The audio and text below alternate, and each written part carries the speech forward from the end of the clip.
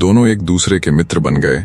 एक बहुत बड़े कार्य के लिए अब देवता और असुर अमृत मंथन के लिए पूरी निष्ठा और लगन से जुट गए। सबसे पहले उन सभी ने अपनी सम्मिलित शक्ति से महान और दिव्य पर्वत मंदराचल को मंथन का संकल्प लिया। ये वही पर्वत था जिसे समुद्र मंथन में मथानी के रूप में प्रयोग किया जाना था। साथ ही देवता और असुरों ने नागराज वासुकी से निवेदन किया, हम एक विशेष कार्य का संकल्प लिया है, आप भी हमारे इस कार्य में सहभागी बनिए। मंथन में जो भी अमृत निकलेगा उसमें आपका भी भाग होगा। वासुकी नाग इस बात से प्रसन्न हुए और वे भी इस कार्य में सम्मिलित हुए। इसके बाद वासुकी नाग को मंदराचल पर्वत के चारों ओर लपेटा गया और समस्त देवता और असुर बड़े उत्साह और उल्लास से मंथन के लिए उपस्थित हो गए। भगवान श्री हरि स्वयं वासुकी के मुख की ओर जा खड़े हुए। उन्हें देखकर देवता भी उधर ही एकत्र हो गए, लेकिन असुर सेनापति इससे क्रोधित हो उठे और बोले, ये क्या अन्याय है? सांप की पूंछ अशुभ मानी जाती है।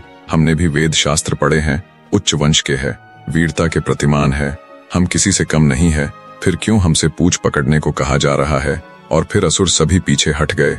भगवान श्री हरि मुस्काए, उनकी मुस्कान में प्रेम भी था और लीला का संकेत भी। उन्होंने बिना किसी वाद विवाद के वासुकी का मुख छोड़ दिया और देवताओं के साथ मिलकर पूंछ की तरफ चले गए। ये देख असुर फिर से खुश हो गए।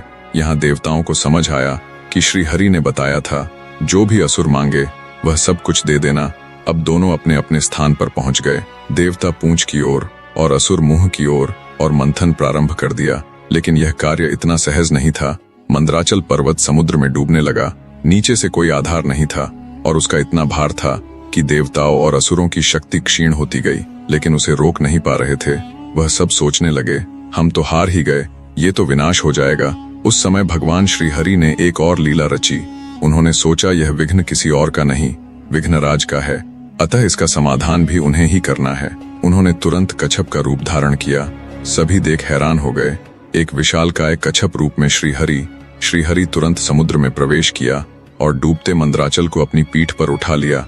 आप सभी को बता दें कि उनकी पीठ जम्बूद्वीप के समान 1,00,000 योजन लंबी थी। इतनी विशाल, इतनी स्थिर और दिव्य कि पर्वत को आधार मिल गया। इसके बाद देवता और असुर फिर से तैयार हो गए। सभी ने खींचना शुरू किया और मंदराचल फिर से घूमने लगा। मंदराचल का पीठ में घूमना ऐसा प्रतीत हो रहा था मानो उनकी कोई पीठ खुजा रहा हो। समुद्र मंथन की प्रक्रिया जैसे जैसे आगे बढ़ने लगी, वैसे वैसे उसमें अद्भुत और विस्मयकारी वस्तुएं प्रकट होने लगी। इसके आगे की कहानी अगले भाग में देखेंगे। एक बार प्रेम से सभी कमेंट में जय श्री राम जरूर लिखते जाना। धन्यवाद।